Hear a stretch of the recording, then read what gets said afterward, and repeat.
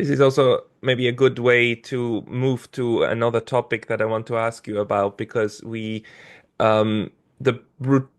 brutality of approaching world affairs of Donald Trump, not mincing his words, so far has been one of words. And now, yesterday, we've seen for the first time the Trump administration using bombs on Yemen, of all places, and telling Yemen to cease attacks on shipping, which they haven't been doing for months. So, and we've got reports that about 30 people died, most of them civilians.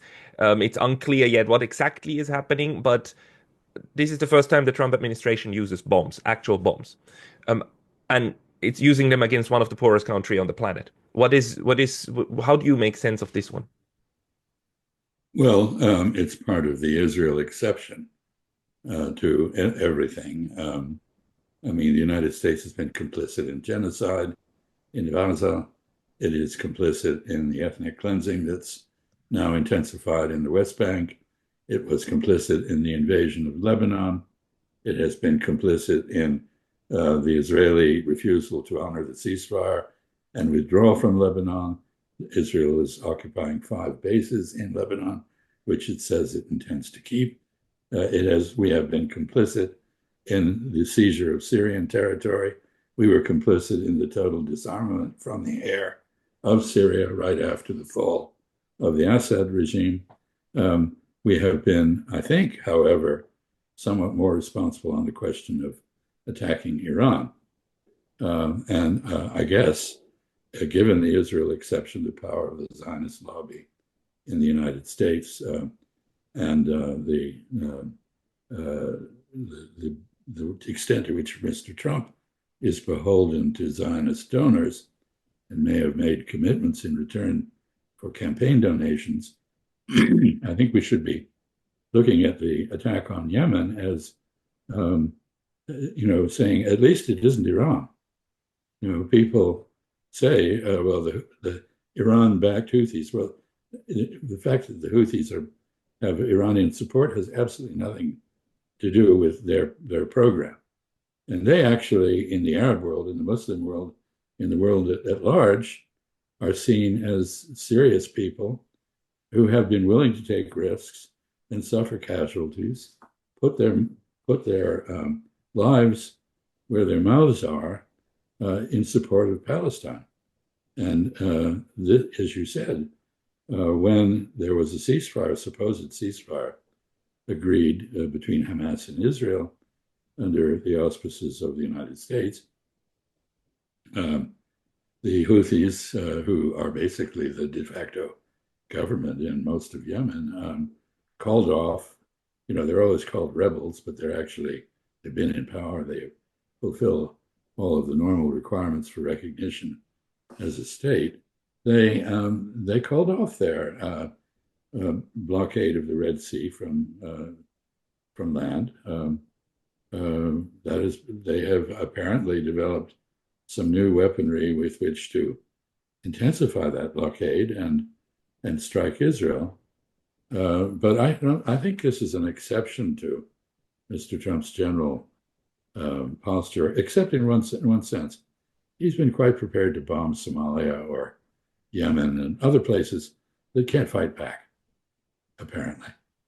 I think this is a very dangerous game because if you bomb people and they don't have an air force with which to respond, 9/11 should have taught us that they will find some other way to respond.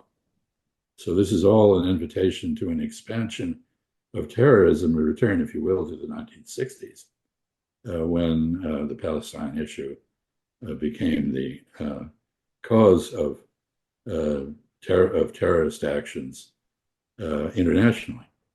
I think we're risking that now because there is apparently no path to peace. How do you think the rest of the world will react to this? I mean, so far, in my view, the Trump administration has been trying to mend fences, especially with Russia, obviously, right? And in my view, or from what I hear, China also received this rather positively as a positive sign. But this now, Yemen and the West Asia are sending the opposite signal, as in, as you said, if you're weak, then we'll be bombed. That is, of course, a signal that to China means, well, okay, nothing has changed, and we are still very much under threat, especially also looking at the rhetoric coming out of the White House toward China. Well, I'm not sure about that in the case of China, but I'll return to that in a moment. But I think both Moscow and Beijing have a very good sense of the difference between strategic issues and tactical ones, or primary issues and secondary issues. This is an unfortunate secondary issue for them. And you saw this with the Russian failure to support the Assad government in Syria. The Russians are very clear that although they do have interests at stake in Syria, and they are trying to work out a relationship with Mr. al-Shara, the new president in Syria, the self-appointed president, in part because they don't want Syria to become a haven for jihadis. 15% of the Russian population is Muslim, and they've had terrible problems with the Chechens, Dagestanis, and others, and they don't want Syria to emerge as a haven, a springboard for this kind of activity. The Chinese have somewhat the same issue with Syria because of the large presence of Uyghurs in the ranks of the terrorist groups that now control Syria. And this isn't a joke, as we have seen in the Latakia area with massacre, a large-scale massacre of Alawites, revenge killings by the Sunni extremists, the so-called liberal democratic jihadis turned out to be not quite as liberal and democratic as some would prefer. Anyway, I would note that in the case of Yemen, Chinese ships are not hit because China does not support Israel. The only ships that are hit are those that are supporting Israel, not just Israeli ships, the Zim line and so forth, but American and British warships who've been engaged in trying to counter the Yemeni blockade and any cargo headed for Israel. This basically shut down the port of Eilat and at the head of the Gulf of Aqaba, and has really been quite successful as a blockade. So it has not been successfully countered by the U.S. Navy. And I'm not sure that what Mr. Trump has done is going to counter it effectively. So it's probably a gesture of support for Israel. It's seen as such by Moscow and Beijing. They don't want to get involved in the Arab-Israeli issue any more than they have to, especially the Chinese. So this is disgusting. It's terrible. It's it's contrary. There's no declaration of war. There's no congressional approval. From a constitutional point of view, it is a travesty. Under international law, it's also a problem. But I don't think the broader implications are as great as your question suggested.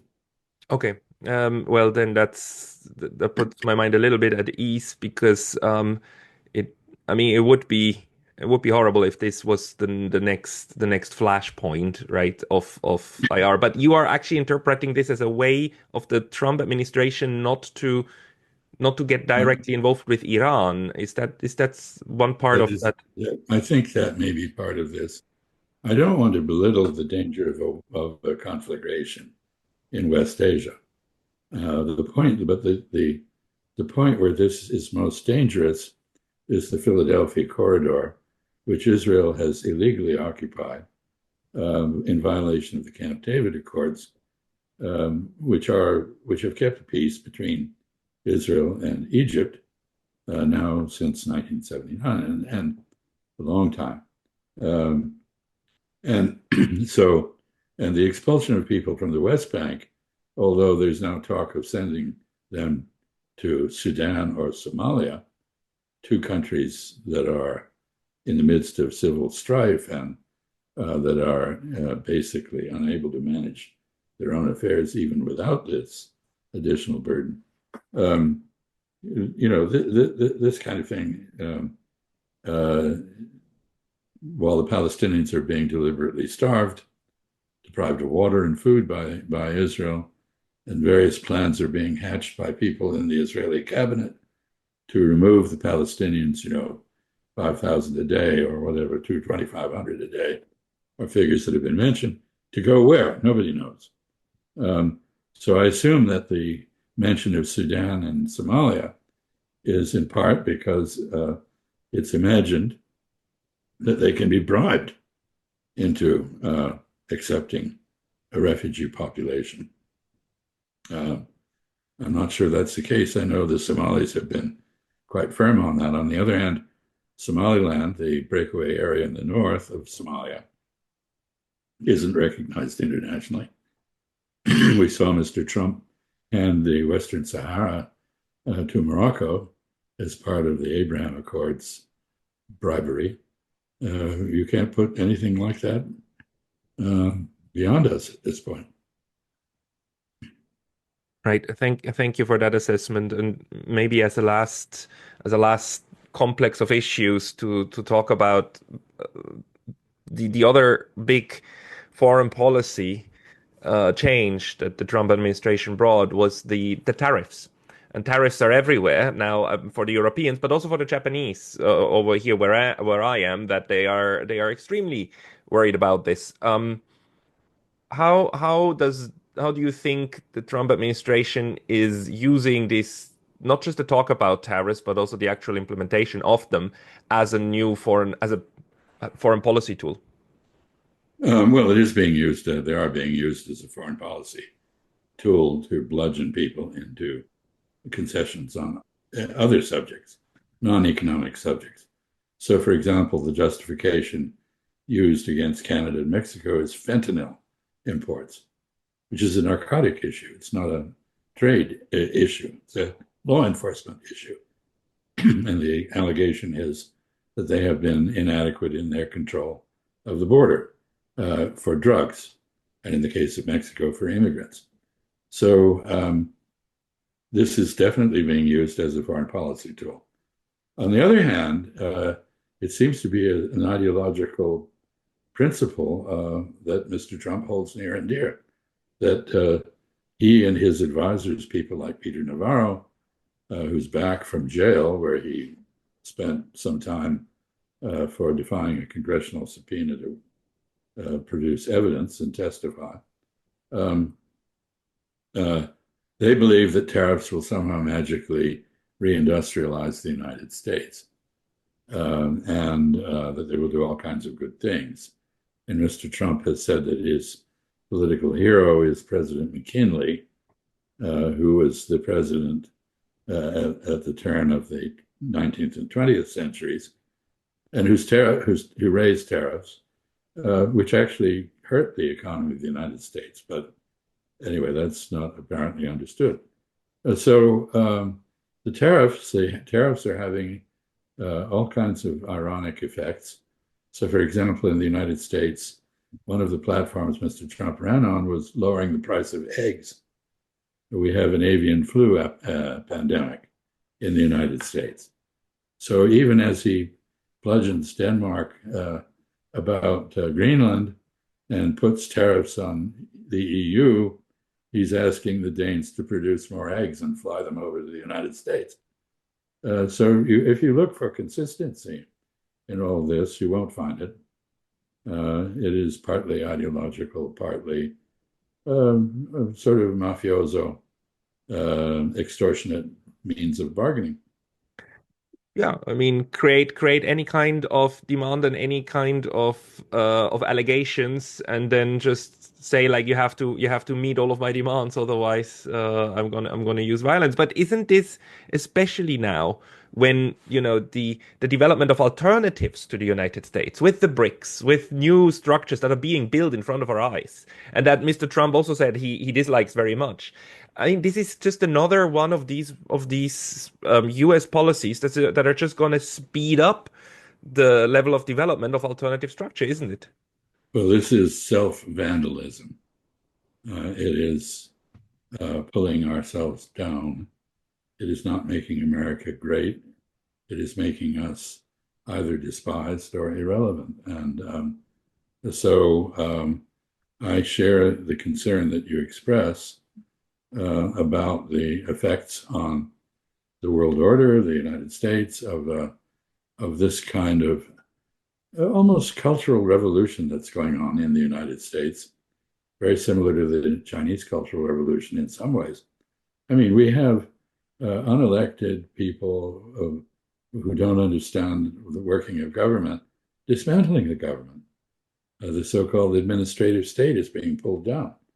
This is very much like the slogans of the Red Guards in the Chinese Revolution. We have people in office who have no qualification other than loyalty to the emperor or loyalty to a political cause, no demonstrated capacity to carry out the duties of the positions in which they've been placed.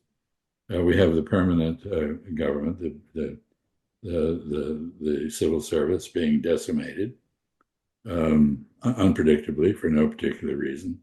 This has caused the proliferation of a huge number of lawsuits against the government. And as judges rule against the government on constitutional grounds, very soundly in the view of most lawyers, they are treated as enemies of the state. So the court is no longer regarded as an instrument for the regulation of affairs through law. It is regarded as the home of a political enemy, scum, Mr. Trump says, of judges. I am sorry to say that all this is not unfamiliar from a European history. If you think about it, we have a strong man backed by a cult with a rubber stamp command of the parliament, our Congress, with a disdain for the courts, with an agenda of fundamentally reordering the state, doing it without regard to the Constitution or the law, and his whole process, his program is xenophobic.